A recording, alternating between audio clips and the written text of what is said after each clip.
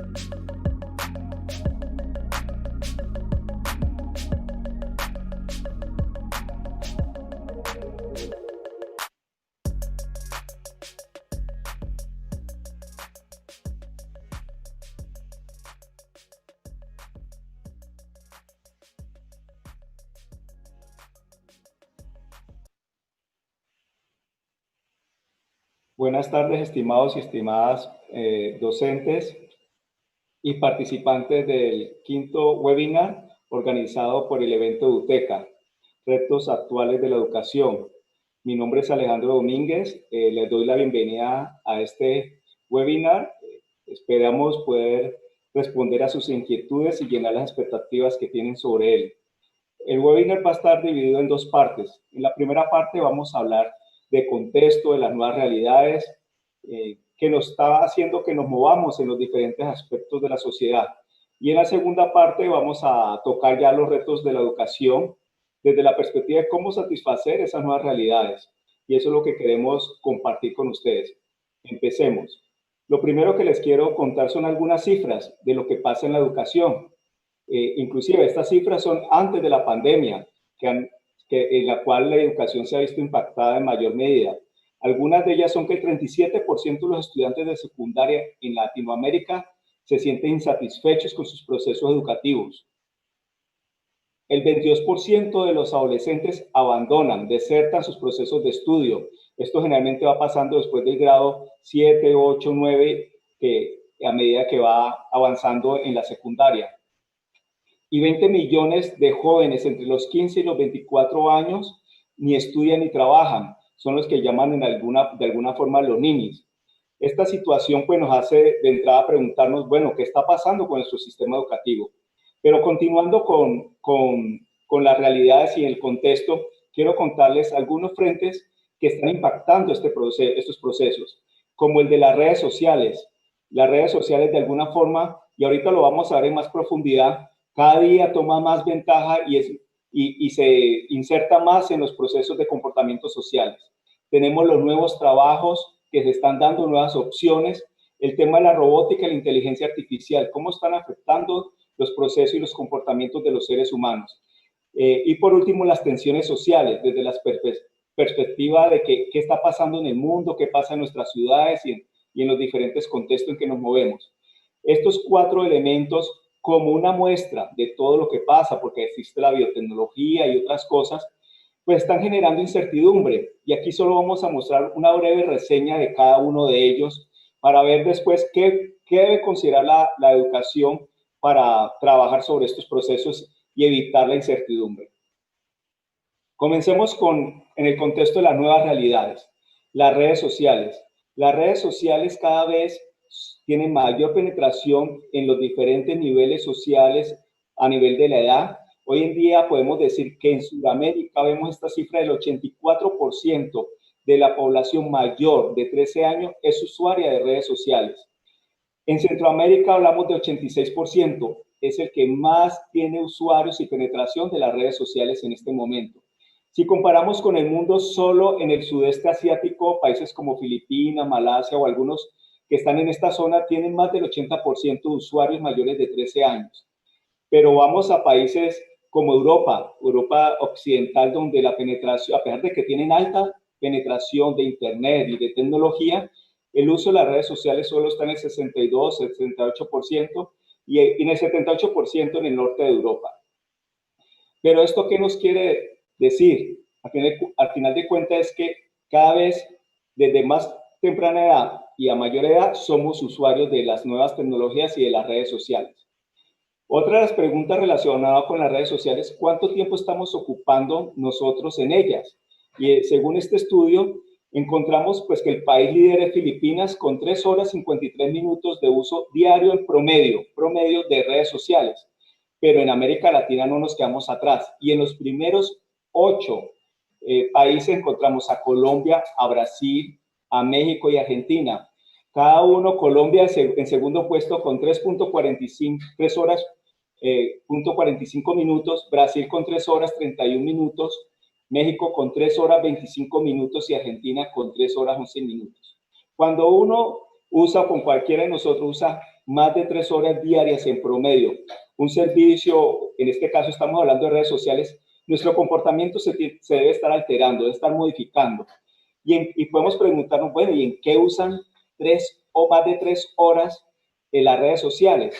Pues según esta cifra, encontramos que en 60 segundos, en un minuto en Internet, sucede de todo.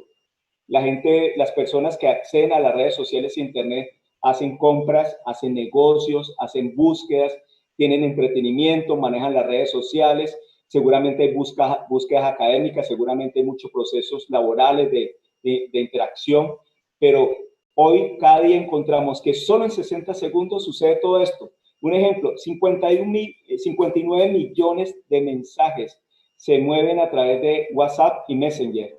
Se hacen 4.1 millón de búsquedas en Google en 60 segundos.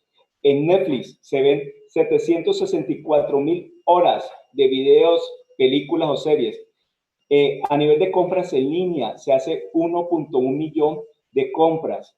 Tenemos que a nivel de Amazon, 305 pedidos despachados. En YouTube, 4.5 millones de videos vistos. Todo esto que está sucediendo en las redes y la penetración, pues nos dice algo. Hay unos nuevos comportamientos que seguramente, como son de fuerza social de toda la sociedad, pues está impactando los procesos de competencias que necesitan y nuestros procesos educativos para ser tenidos en cuenta ahora que abordemos el tema de los retos en la educación. Continuando con este tema del contexto y las nuevas realidades, pasamos a un tema bastante interesante como es la inteligencia artificial. La inteligencia artificial se usa cada vez más desde la perspectiva de, primero, se puede realizar porque hoy en día tenemos mucha data, se está almacenando data y con esa data se pueden tomar decisiones, o sea, algo que se llama la analítica predictiva, que sucede continuando con las redes sociales. Cada que nosotros damos un emoticón, un me gusta, un no quiero, un corazoncito, lo que usemos, pues estamos mandando información a la nube y la inteligencia artificial está procesando todo esto, estos algoritmos, para tener una analítica predictiva de lo que hacemos. Como diría Harari en sus libros, historiador israelí, cada vez que alimentamos la nube y la inteligencia artificial, esta va a poder saber más de nosotros que nosotros mismos. A medida que interactuamos más con las redes sociales, más tiempo, 3.5 horas en promedio, estamos diciendo, en todas las edades, la analítica y los algoritmos nos van a hacer sugerencias de qué comprar, con quién interactuar, cuáles son los eventos, todo lo que nos puede interesar y de alguna forma con el tiempo van a sesgar nuestros comportamientos. Y eso es algo que está pasando y que se alimenta también cuando vemos en el tema de salud con los relojes o lo que le llaman wearables, todos estos dispositivos que permiten que nosotros estamos alimentando y conociendo cómo es nuestro ritmo cardíaco, cuántas horas de ejercicio, cuántos kilómetros, por dónde vamos con los GPS, nuestra tensión arterial. Toda esta información la estamos alimentando en línea todo el tiempo. ¿Y esto qué permite? Que haya una predicción sobre nuestro estado de salud. El sistema sabe más de nosotros que nosotros mismos, nos puede generar advertencias y podemos pues conocer mucho de cómo son nuestros procesos de cuidado de la salud y el sistema nos va a retroalimentar. Pero vamos a otros dos temas como que permite que la inteligencia artificial conozca más de nosotros, del comportamiento, nos ayuda, todo esto nos está ayudando, pero también estamos entregando información que puede ser muy importante y valiosa para cada uno de nosotros dependiendo los momentos que vivamos. El reconocimiento facial. Con la pandemia escuchamos mucho el tema de las cámaras en Corea del Sur, en China, en algunas ciudades de China y en Singapur, de cómo las cámaras cada vez reconocen la gente los movimientos, cómo van, para poder seguirle la secuencia epidemiológica a la pandemia. Y esto lo que hoy en día sirve para ayudar con la pandemia, pues mañana sirve simplemente para saber cómo nos comportamos y en dónde estamos moviéndonos. De igual forma, los asistentes virtuales, que los tenemos en nuestros teléfonos celulares, cuando preguntamos por direcciones, cambio moneda, todo lo que podemos hacer con un asistente virtual, pero también están fuera de los teléfonos celulares, en los hogares, en cada vez en más sitios donde ayudan con todo en el hogar. Estamos entregando información todo el tiempo a las grandes bases de datos que manejan todo el proceso de reconocer qué hacemos y que nos van a predecir en qué camino nos movemos y cómo actuamos.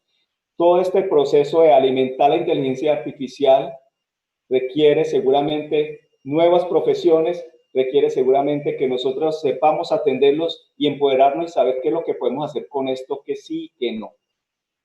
Siguiendo con las contextos y nuevas realidades, Hablemos de la robótica y la inteligencia artificial. Cada vez hemos escuchado hablar bastante de los carros autónomos. Pues hay pruebas, de nuevo, en Singapur y en los Emiratos Árabes, en Dubái, ya hay movimiento a través de carros autónomos entre hoteles o zonas turísticas. Tenemos los drones, que lo hemos visto como un dispositivo de entretenimiento para jugar o para hacer filmaciones, para grabar. Se usa para vigilancia. En muchos temas de las protestas se usan para vigilancia, pero también ya se están usando como sistemas de correo, de transporte, logístico, para llevar encomiendas. ¿Esto qué genera?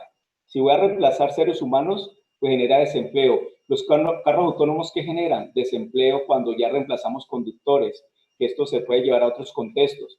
Pero tenemos los robots, que además de los robots que tenemos en las plantas cada vez que ocupan más espacio, tenemos robots humanoides que están ya en pruebas de campo muy avanzadas. Tenemos robots con forma de animales, como tipo perro, podría decirse, son simuladores.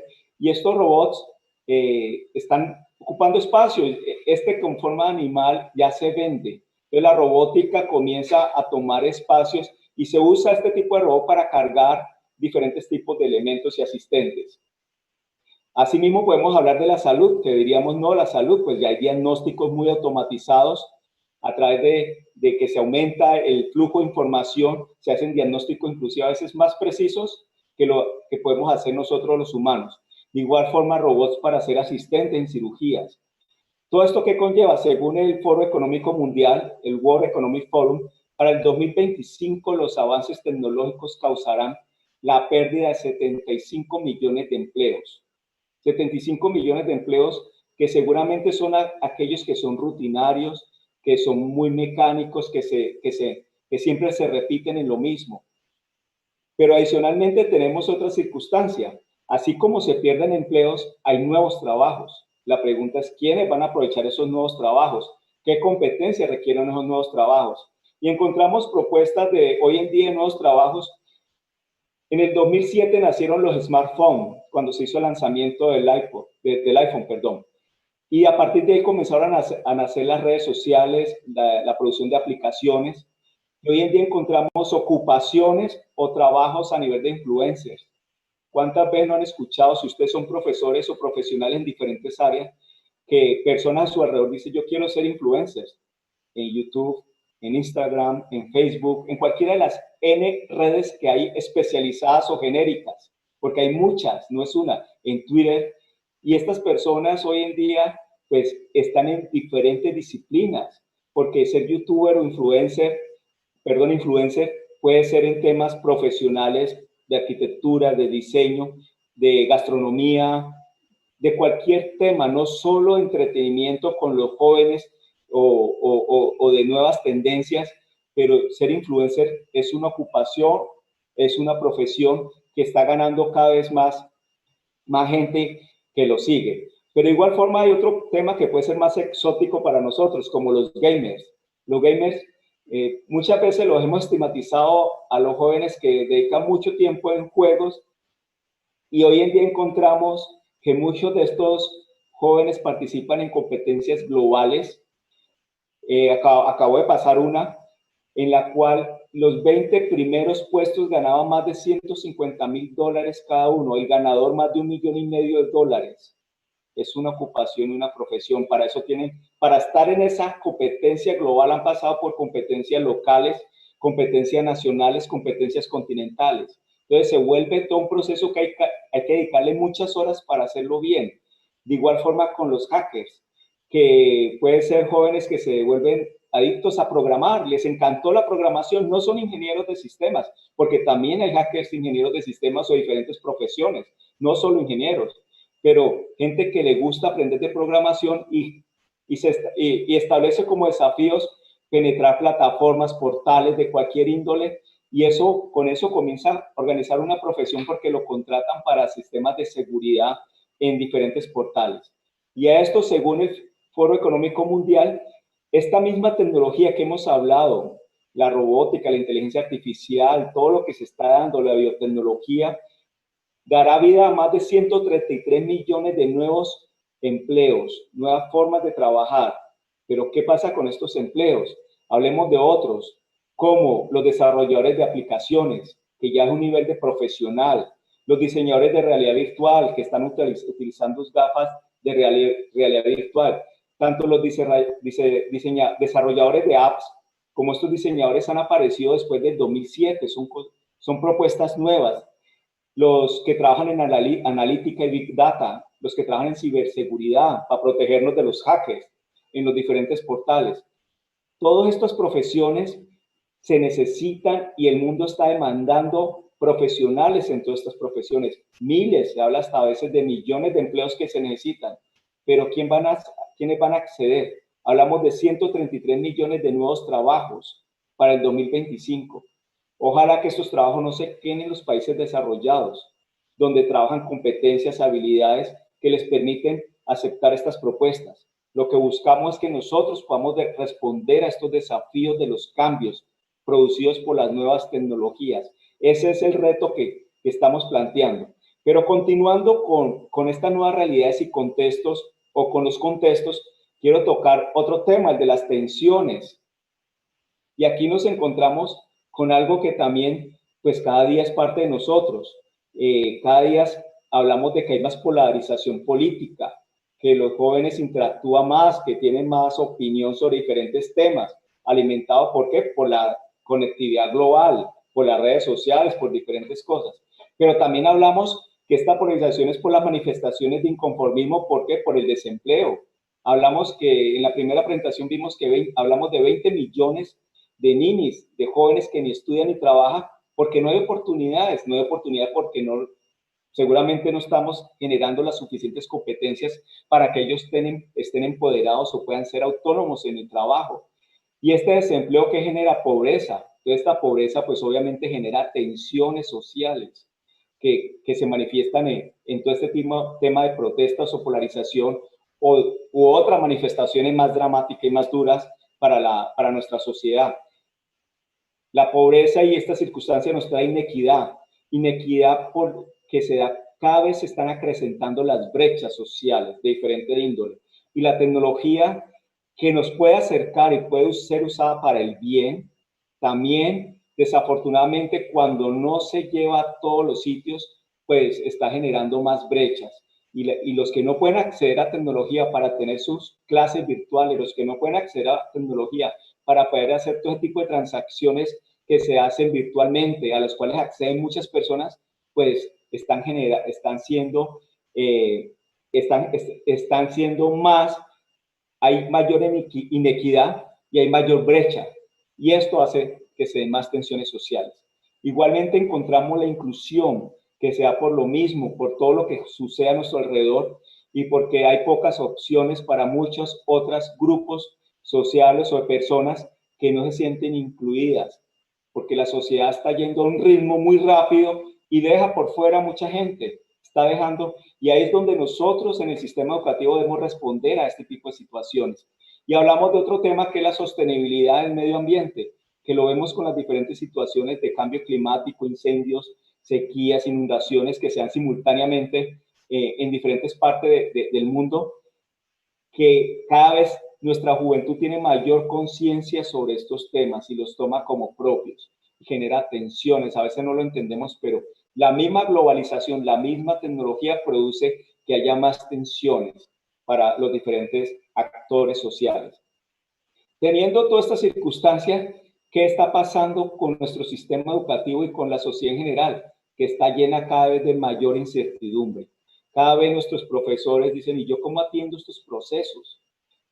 ¿Cómo atiendo esta deserción? ¿Cómo atiendo estos procesos de cambio tecnológico? Este tema de la pandemia, ¿cómo la atiendo la educación virtual o en línea?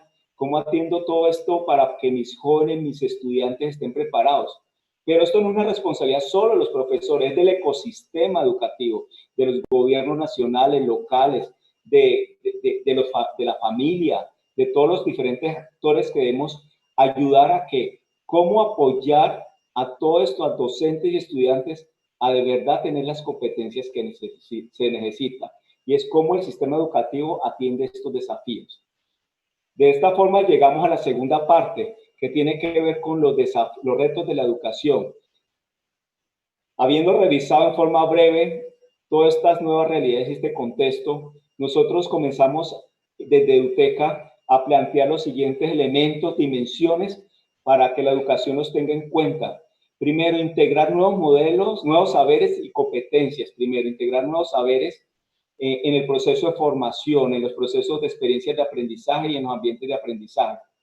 También abordar las prácticas y los ambientes de aprendizaje de nuevas maneras y contextualizados. ¿Cómo podemos abordar todo este proceso entendiendo que hay unas nuevas realidades, no quedándonos en procesos que sean como hoy lo hacemos, disciplina por disciplina, lenguaje independiente, la clase de matemática, la clase de ciencias naturales? No, hay que buscar responder a estos contextos que se están dando, que nos presentan desafíos. También integrar las tecnologías es otro desafío, porque está en todas partes y es lo que permite a la vez ayudar a cerrar brechas. La tecnología nos ayuda a poder anticipar muchas de las cosas o a poder participar de muchos procesos que sean a nivel globales, como por ejemplo este tipo de webinars, que cualquier persona de cualquier región de Colombia, de México, Argentina, Ecuador, podría estar participando sin ningún problema y estar interactuando con nosotros. Diferenciación, entender que ya los procesos de educación no son estandarizados lo mismo para todos, sino que hay diferentes perfiles y comportamientos de los ciudadanos que hay que entenderlos porque el contexto está pidiendo eso, diferentes competencias en las personas a nivel de creatividad e innovación y actualización continua. No podemos esperar que esto vaya a parar, esto va a seguir, el tema de los cambios.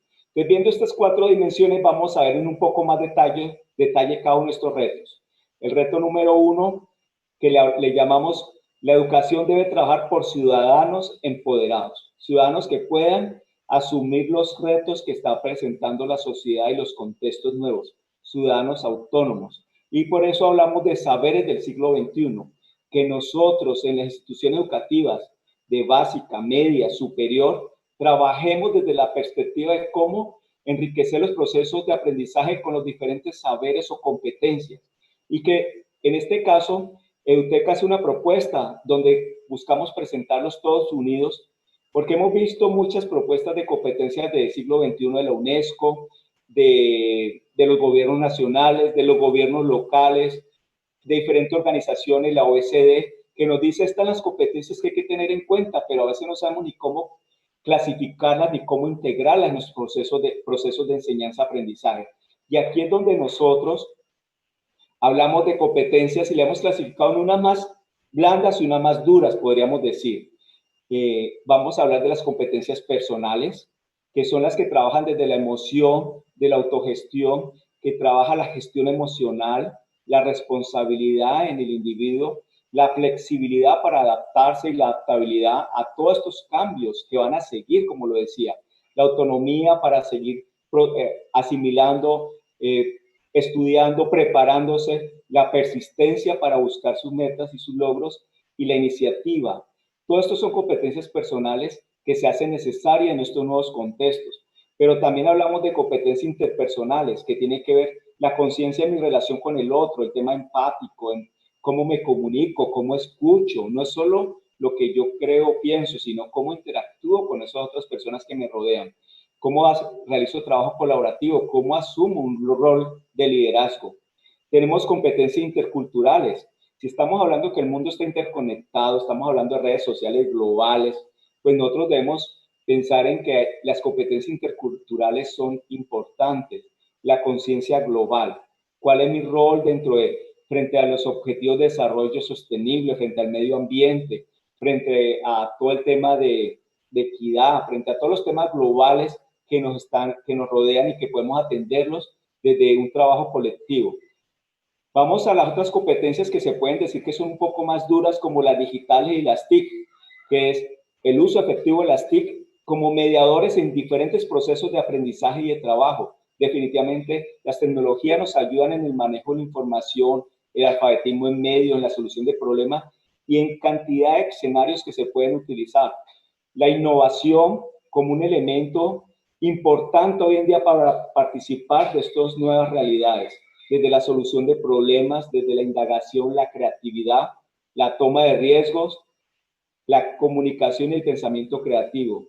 ¿Cuánto de las nuevas propuestas nacen de propuestas innovadoras y creativas, las nuevas realidades? Y las competencias emergentes desde la ciudadanía digital, respecto a los derechos de autor, temas de derechos y deberes constitucionales, temas de ciudadanía digital, de la huella digital, temas de alfabetismo financiero como emergente, autocuidado y pensamiento emprendedor. Aunque muchos países los tienen incluidos, pero esto cada vez se hace necesario que sea realidad. El pensamiento emprendedor, la ciudadanía digital, en todo nuestro proceso de formación. Cuando hablamos que tenemos básica, media y la parte educativa superior, tenemos casi 16 años, 17 años en las cuales podemos trabajar todo este nivel de saberes o competencias para pasar de lo más sencillo a lo más complejo. Pero en este tema quiero profundizar en dos frentes, porque seguramente ustedes lo han escuchado y no podríamos decir que estos retos de la educación no los tenga en cuenta y que tiene que ver con esto que presentamos, pero que están clasificados de otra forma, como son el aprendizaje socioemocional.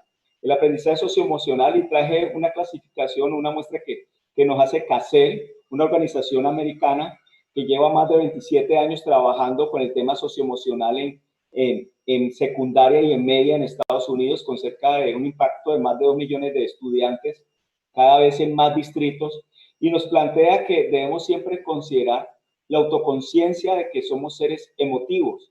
¿Qué pasa con nuestras emociones? ¿Cómo reaccionamos a cuando nos quedamos sin empleo? ¿Vamos a prepararnos antes? ¿Cómo reaccionamos cuando nuestro contexto cambia? Vamos a buscar, nos quedamos solo con la sensación de una emoción que identificamos que puede ser una ansiedad, que puede ser ira, que puede ser alegría. Cualquiera de estas emociones es la conciencia de que existen y que nos van a impactar y se manifiesta de alguna forma. Si nosotros estamos emocionalmente equilibrados, vamos a estar mucho más motivados para estudiar, para trabajar. Pero el conocer las emociones como la autoconciencia también nos lleva a un proceso de autogestión de ellas. Yo sé que tengo una emoción, pero ¿cómo la voy a gestionar? ¿Cómo voy a reaccionar frente a ella? ¿Qué toma de decisiones voy a tener? O sea, esas decisiones que tome cuando tengo una emoción, cuando la gestiono, va a impactar a otros. Tengo conciencia social, que tengo habilidades relacionales, cómo me relaciono frente a mis grupos con los que interactúo en el estudio, en el trabajo, en la familia, y cómo tengo conciencia social de todo lo que yo, cómo actúo. Todo este tema de aprendizaje socioemocional está integrado en las propuestas que hemos hecho de la parte de los saberes personales, interpersonales, interculturales, y muchos de ellos cómo se abordan. Entonces, el aprendizaje socioemocional es un pilar importantísimo para responder a la incertidumbre con elementos de qué me está pasando, cómo gestiono y cómo trabajo, y también con los nuevos contextos que aparecen. Otro saber que es importante y que estamos teniendo en cuenta es todo el que tiene que ver con la innovación, incluyendo los saberes emergentes que vemos acá de ciudadanía digital. Y en estos saberes de innovación es una respuesta, digamos, frontal a todo el tema de lo que está pasando con tecnologías, con el tema del empleo, con el tema de la autonomía y el empoderamiento, porque trabaja la creatividad, la indagación, el análisis, la síntesis, el pensamiento divergente, la persistencia para buscar mis metas. ¿Cómo paso de las ideas a la acción? No puedo quedarme solo en ideas, generar ideas, buenísimas ideas, pero ¿qué va a pasar con ellos? ¿Cómo hago realidad esos sueños? ¿Cómo tomo riesgos? ¿Cómo mido viabilidad y sostenibilidad de mis proyectos, de mis sueños? ¿Cómo trabajo el pensamiento emprendedor? Y todo esto asociado, si tengo procesos de innovación, con la ciudadanía digital. O sea, la responsabilidad frente a la ética, frente a lo que si tengo una innovación, qué pasa con mi entorno, con mi contexto y qué pasa conmigo mismo frente a esa propuesta que estoy haciendo.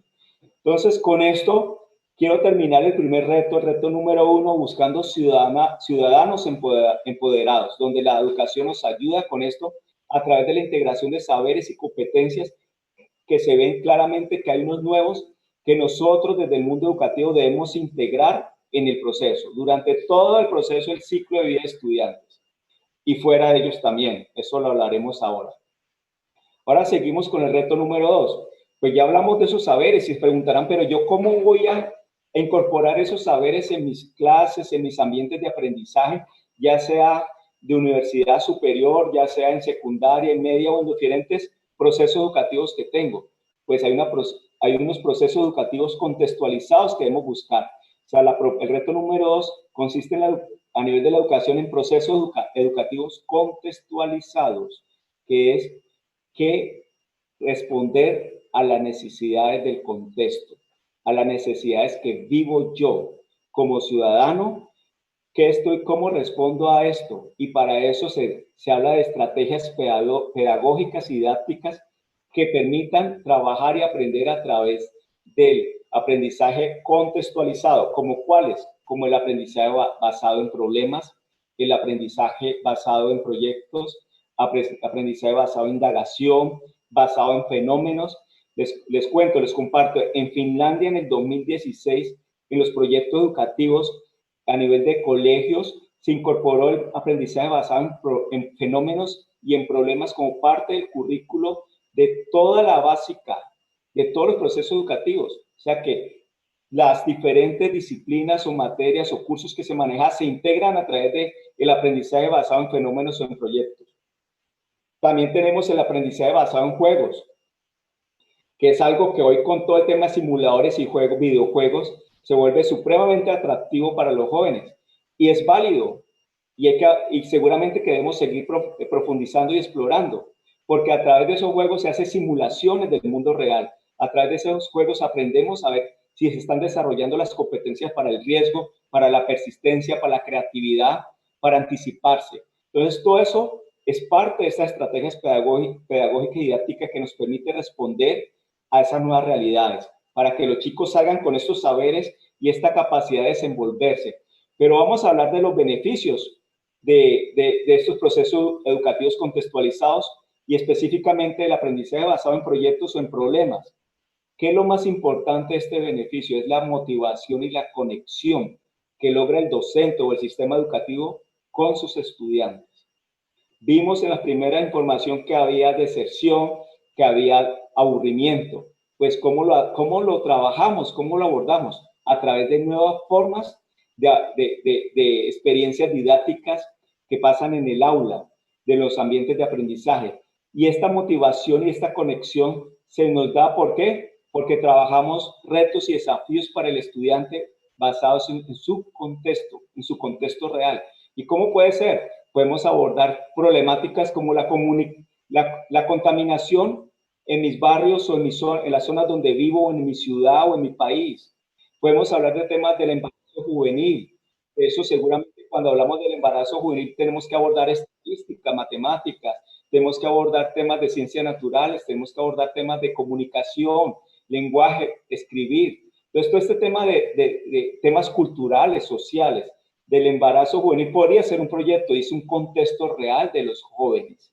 También, ¿por qué es motivante y los beneficios del aprendizaje basado en proyectos? Porque se aprende haciendo, ese aprendizaje activo, es continuo, el estudiante está participando en su proceso, él va aprendiendo a medida que va haciendo y desarrollando el proyecto.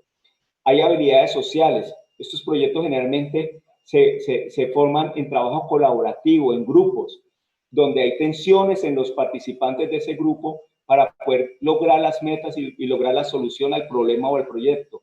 Pero también tienen que interactuar con sus comunidades cercanas o distantes para poder buscar información pertinente acerca del problema o pertinente acerca de la solución, el estado del arte.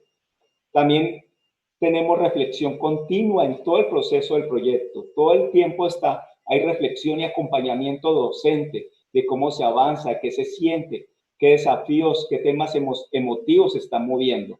Se fomenta la innovación cuando se va a hacer las propuestas de solución y se integra las TIC todo el tiempo para hacer sustentaciones, para investigar, para indagar, para mediciones, depende del problema. Si es un tema en el campo, en el agro, podemos tener temas de sensores, que lo hemos visto en proyectos de secundaria. Entonces, todo esto genera una motivación al joven, al estudiante o al profesional de conectarse en su proceso de aprendizaje porque está contextualizado. Y es parte de esto que responde directamente a estas necesidades de las nuevas realidades. Y continuando con esto y yendo más allá, pues esto tiene que ver con el aprendizaje interdisciplinar.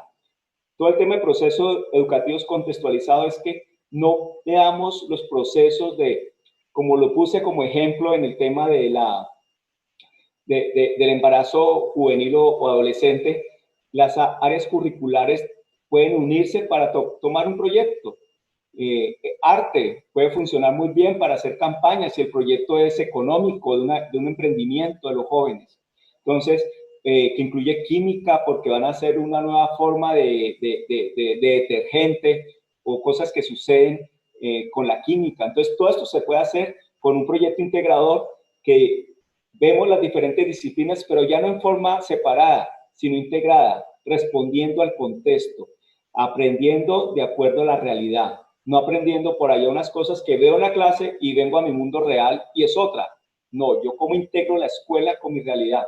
Y en esto incorporo los diferentes saberes del siglo XXI. Todo el tema socioemocional, todo el tema personal, intercultural, el tema de emergente, la innovación, se integra en este proyecto. Y tengo las TIC, que las separé porque siempre es mucho más divertido y entretenido para los estudiantes cuando integran las tecnologías. De esa forma ganamos motivación. Entonces, con esto vemos el segundo reto, que es proceso educativo contextualizado. Vamos al tercero, que es educación diferenciada, el aprendizaje personalizado, que tampoco es nuevo. Se ha hablado desde mucho tiempo el tema de que debemos entender que los seres humanos somos diferentes. Y sobre todo cuando se habla de inclusión, porque tenemos estudiantes que pueden tener discapacidad o porque pertenecen a otras minorías o porque pertenecen a cualquier tipo de circunstancia, debemos ser incluyentes entre todos, porque la escuela es para que todos compartamos. Pero ¿cuál es la dificultad? Es que si yo tengo un aula con 40 estudiantes o con 35 estudiantes o 30, ¿cómo voy a trabajar un aprendizaje personalizado?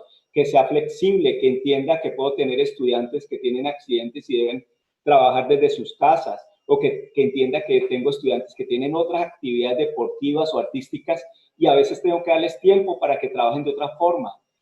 Eso hoy en día se hace más posible. ¿Por qué? Por la misma tecnología. Y hablamos del aprendizaje adaptativo. Este aprendizaje adaptativo en el cual vamos a profundizar tiene que ver con la integración de las tecnologías en los procesos de aprendizaje. Y este reto es cómo nosotros vamos utilizando cada vez todas estas tecnologías para poder entender que cada uno de mis estudiantes es diferente, tiene diferentes ritmos. Y esto es parte de que las nuevas realidades nos está diciendo que se necesitan individuos que tengan mayor creatividad, que tengan diferentes tipos de competencias. Y estas competencias las puedo potenciar si yo las conozco de antemano. Entonces, el aprendizaje adaptativo lo que tenemos es que usamos la tecnología, el análisis y rendimiento del estudiante en tiempo real para poder generar informes o diagnósticos de en dónde hay brechas, dónde hay oportunidades de mejora en el proceso de aprendizaje y dónde hay fortalezas. Esto el docente lo utiliza para poder trabajar con los estudiantes en los diferentes ritmos que tienen él. Es una ayuda. La tecnología aquí se vuelve mi aliada y me permite que si así tenga un grupo de 35 estudiantes, sé cada uno en qué momento está el proceso de aprendizaje, en qué lleva fortaleza y qué debo fortalecer en ellos porque tiene. Y todo esto se da porque interactúo con aplicaciones que hoy están disponibles. Hay un tema como Watson, que es la inteligencia artificial de IBM.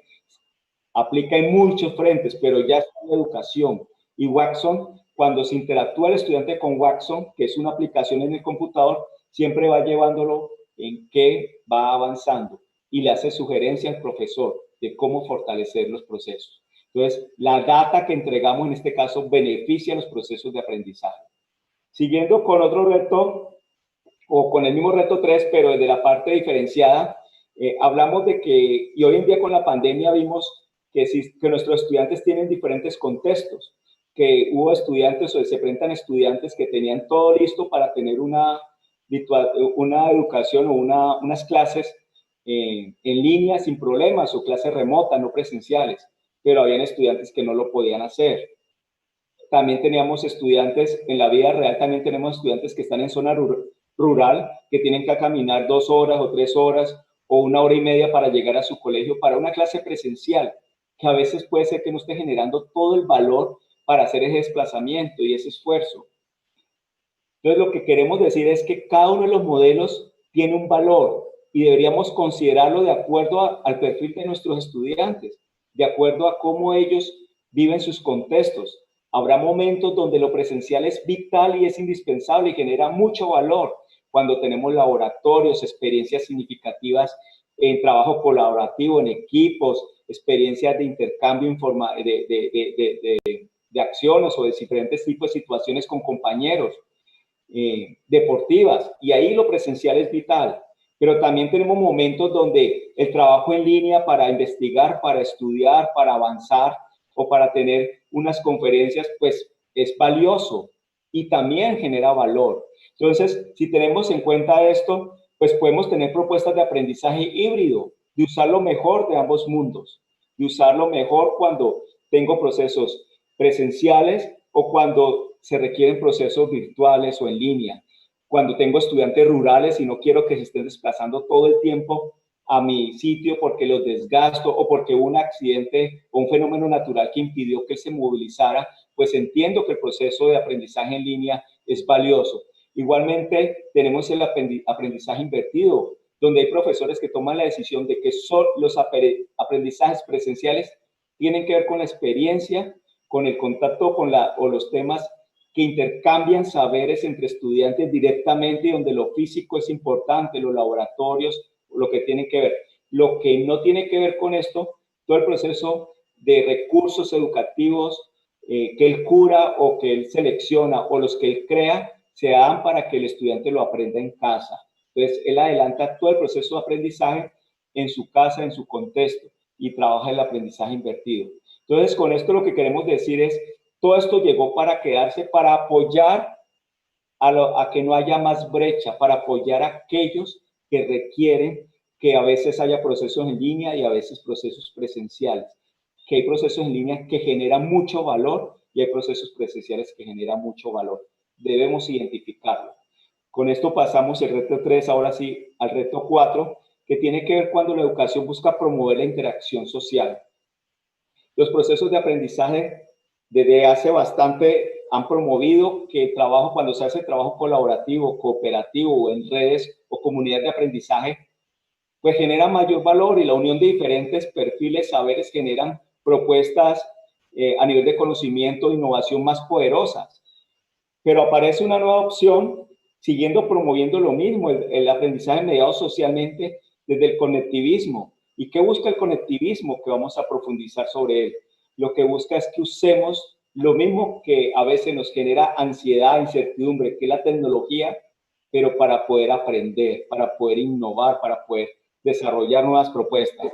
Y el conectivismo lo que explica es que el conocimiento se distribuye mediante las redes de conexión y manifiesta que el aprendizaje depende de la capacidad para transitar entre dispositivos, redes, entre bases de conocimiento, bases de datos y con diferentes seres humanos en diferentes realidades. Y esto nos permite tener todo el conocimiento distribuido para el cual podemos acceder en cualquier momento.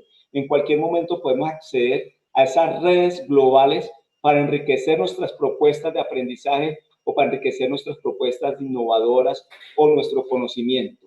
El colectivismo aprovecha la tecnología para eso, aprovecha la globalización para generar propuestas más innovadoras y diferenciadas. Y con esto estamos respondiendo en forma importante a todo el tema de cómo estar a niveles de tecnología o aprendizaje de los mejores del mundo. No nos quedemos solo con lo que manejamos en nuestra institución educativa, ya sea colegio, universidad. No nos quedemos solo con lo que maneja en nuestro país, quedémonos con lo que hay a nivel global. Por eso hay competencias también de lenguajes o hay traductores para poder trabajar en redes globales. Accedamos a la información global. Y esto es una respuesta real, tangible, para que no se aumenten las brechas. La brecha hay que reducirlas. Y esto es parte del proceso de este reto número 4 de promover la interacción social. Ahora vamos al reto número 5, que es ciudadanos creadores, que más que un reto, Yo diría que es un concepto, y es un concepto que quiero transmitirles. No es, nosotros no podemos quedarnos siendo consumidores y observadores de lo que pasa en el mundo. Nosotros, nuestros países latinoamericanos, debemos buscar cómo nuestros ciudadanos estén empoderados desde la perspectiva de que deben formarse para ser autónomos, para ser creadores de contenido, para ser creadores de nuevas tecnologías, para que ellos creen sus nuevas realidades.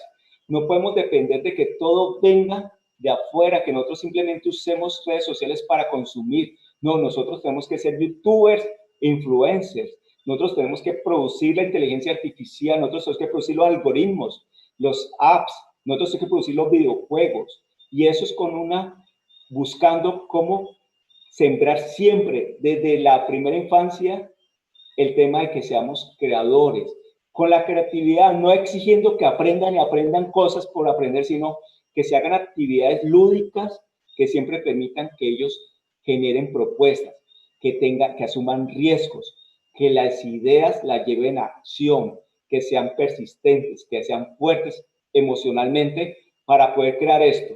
Entonces, este concepto, con esto estoy cerrando el último reto, que es que busquemos la comunidad educativa donde estamos todos, que nuestros estudiantes sean creadores de las nuevas realidades. Para terminar, quiero compartir esta frase que nos dice Eric Hoffer, es filósofo, psicólogo estadounidense de 1898 vivió a 1993 y nos dice, en tiempos de cambio, quienes estén abiertos al aprendizaje se adueñarán del futuro, mientras aquellos que creen saberlo todo estarán bien equipados para un mundo que ya no existe. Preguntémonos a veces si conocemos personas que a veces saben bastante, son muy fuertes en lo que están, pero no viven en el contexto ni en las nuevas realidades. Y con esto les agrego, los cambios van a continuar. Va a haber una mayor velocidad de la tecnología, la biotecnología viene fuerte, la inteligencia artificial sigue, la robótica sigue. Y esto va a transformar nuestros comportamientos. ¿Qué vamos a hacer? ¿Cuál es una opción real? Es el aprendizaje a lo largo de la vida. Ya no es suficiente colegio, ya no es suficiente universidad, posgrado, sino el aprendizaje a lo largo de la vida. Y seguramente va a haber formas de hacerlo diferente. Rutas de titulaciones, rutas de certificaciones, pero el aprendizaje va a ser a lo largo de la vida. Muchas gracias.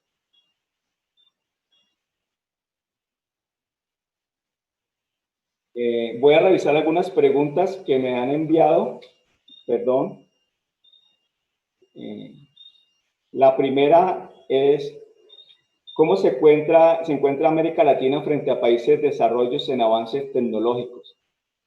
Pues yo diría que tristemente cuando vemos, y voy a hablar en cifras, cuando vemos las grandes empresas del mundo hoy en día, a dónde pertenecen, encontramos las grandes tecnológicas como Amazon, como Google, como Apple, como Microsoft, como 3 o 4 chinas y unas europeas, todas en sitios y zonas de países desarrollados o zonas de alto desarrollo.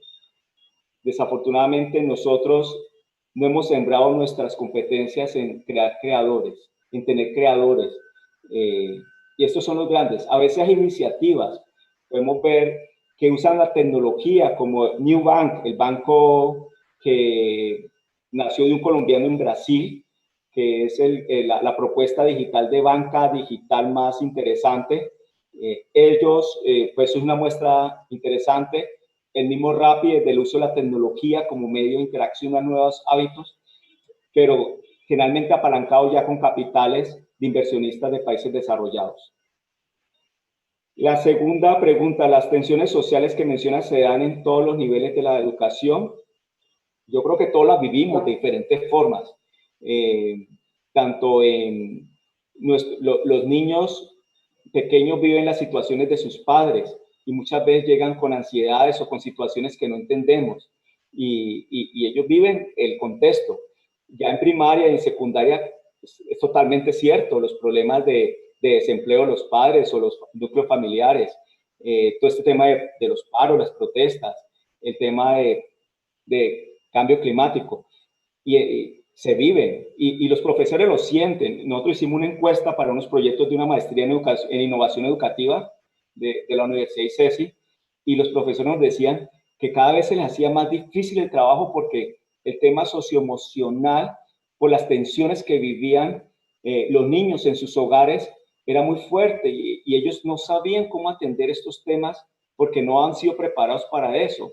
Entonces, las tensiones sociales sí impactan a todos los niveles educativos, y en esto hay que trabajar mucho desde la formación docente y el enriquecimiento y el ecosistema educativo. No hablo solo docentes, todo el ecosistema, desde esa perspectiva. Tercera, ¿se puede utilizar algún mecanismo híbrido para desarrollar el mismo contenido, contenido de acuerdo al avance tecnológico de cada grupo social? La formación entregada será la misma, el producto será el mismo. Parte de los retos y los desafíos que estamos definiendo es que no se busca dar lo mismo a todos. No todos los estudiantes deben tener lo mismo.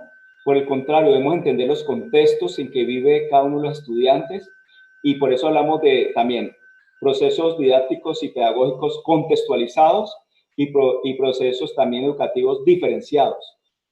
¿Por qué? Porque cada uno vive, si queremos conectarnos con la realidad y que estén motivados, debemos entender sus contextos. Si nosotros a alguno le hablamos de un tema diferente, pues se desconecta porque dice, esa realidad no es mía.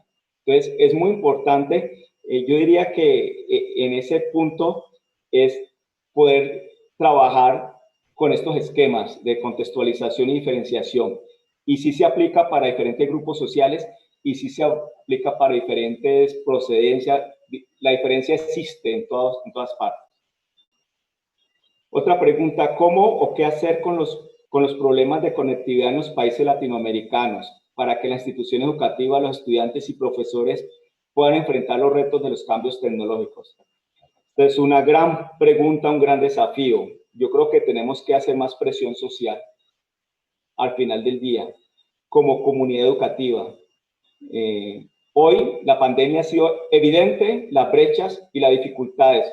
La ONU, las Naciones Unidas acaban de decir que pueden haber más de 7 millones o 8 millones de estudiantes que en este momento podrían considerarse que van a desertar del sistema educativo porque no tienen conectividad. Entonces, esto es triste, y aquí debemos movernos como ecosistema. Hay otras formas, obviamente, a través de los padres de familia, a través de ONGs, a través de buscar de muchas formas, pero para la parte de la educación pública, esto tenemos que trabajar muy fuerte con las comunidades cercanas y los responsables. También hay propuestas que hemos hecho de solución de entendiendo, de movilizarnos a través de WhatsApp, de podcast, de diferentes formas, usando tecnología, tratando de llegar el mínimo de tecnología necesario, que es un celular, como le decimos a veces flecha, que tenga un WhatsApp, pero es que queremos ir más arriba. Sin embargo, ha aplicado y se han generado propuestas innovadoras cuando se aplica esta propuesta de aprendizaje con estos medios alternativos, y a veces el aprendizaje por proyectos o por solucionar estos problemas. Entonces, vamos con la siguiente. ¿Qué le parece el desarrollo del pensamiento computacional en los estudiantes desde los niveles más bajos para lograr fomentar la creatividad, resolución de problemas, pensamiento crítico, entre otros? Yo creo que el pensamiento computacional, pues, aunque cuando se dice computacional puede ser que siempre esté mediado por tecnología, pero no necesariamente siempre tenemos que usar tecnología para buscar solucionar problemas o para buscar pensamiento lógico y la creatividad. Si buscamos que los niños desde los primeros grados comiencen siempre a solucionar sus problemas de vestirse, de cómo movilizarse en la escuela o en el hogar, soluciones sencillas, que sean lúdicas, estamos trabajando solución de problemas, estamos trabajando creatividad, que pinte, que haga propuestas. y no necesariamente con computadores, sino también con todo lo que tiene en su contexto. Ahí se ha avanzado mucho sin necesidad de conectividad ni de computadores en la parte de primera infancia o básica primaria. Hay momentos en que ya comienza a nivel de los 7 años, 8 años, que ya hay tipo de propuestas de aprendizaje con aplicaciones muy pertinentes, con diferentes tipos de lenguajes como Scratch, como Code, como muchos que hay para trabajarlo con niños. Pero se puede hacer pensamiento computacional, o sea, el concepto de la competencia de solución de problemas y creatividad se puede hacer desde cualquier edad. En la educación virtual es posible utilizar en los 3 niveles con las mismas condiciones, andragogía para el universitario y el escolar. ¿Cuáles son los tiempos correctos del aula virtual? Esto es una muy buena pregunta sobre. Nosotros en la Universidad ICESI y de ICESI Virtual hemos creado unos protocolos. Hoy en día con la pandemia estamos utilizando un mecanismo que se llama para solucionar las circunstancias que es educación remota o no presencial, que aborda unas condiciones claras del contexto que se vive y donde los profesores debieron acondicionar sus clases que habían definido y habían construido para ser presenciales, habían diseñado para ser presenciales, a una modalidad no presencial. Algunos avanzaron y rediseñaron, buscaron recursos y avanzaron. Pero cuando se habla de educación en línea, diseñada desde el principio, todas las experiencias de aprendizaje se diseñan pensando en la virtualidad o en el manejo online, en línea. Y esa virtualidad requiere experiencias de aprendizaje de acuerdo a la audiencia que atiendo. Si es primaria, perdón, no para primaria estoy hablando, puede ser para procesos de secundaria, para procesos universitarios de educación continua. En este caso nos tocó primaria, pero siempre el tema es cómo diseño la experiencia de aprendizaje, entendiendo la búsqueda de asegurar el aprendizaje de ese estudiante. No pensando en mí como el que voy a presentar los conocimientos y los contenidos, sino cómo diseño la experiencia de aprendizaje, con qué recursos voy a contar para que ese estudiante de verdad viva su proceso de aprendizaje en forma eficaz. Ese es el desafío. Va desde el diseño de todos los cursos. Me dijeron que cortara por acá. Siguen muchas, pero bueno, es parte, algunas se están repitiendo con lo que dijimos. Muchas gracias. Quiero pues aprovechar para invitarlos al evento Eduteca. Recuerden que se lleva a cabo entre el 10 y el 13 de noviembre, de 2 de la tarde a 1:30 de la tarde a 7 de la noche. Vamos a seguir con actividades gratuitas. Vamos a tener 3 conferencistas de clase mundial. A Susi Vos, experta en aprendizaje basado en proyectos. A Beatriz Jiménez, experta en innovación educativa. Y a Mariana Mayo, experta en temas de didáctica de educación virtual. Van a poder acceder a las conferencias de ellas en forma gratuita.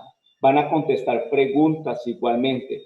Vamos a tener más de 48 talleres experienciales de aprender haciendo en todos estos campos de pedagogía didáctica, de aprendizaje basado en proyectos. Vamos a tener en pensamiento computacional, vamos a tener en inteligencia socioemocional, nuevo en Eduteca, que se asocia con la nueva maestría de innovación educativa que lanza la Universidad ICESI, que tiene todo el tema de innovación e inteligencia socioemocional.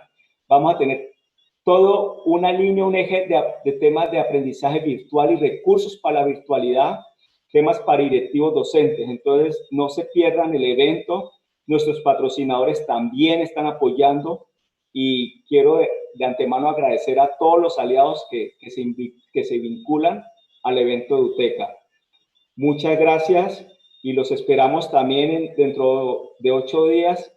Tenemos otro webinar sobre todo lo que van a poder lograr en el evento. Gracias a ustedes por confiar en nosotros, gracias por dedicarnos este tiempo.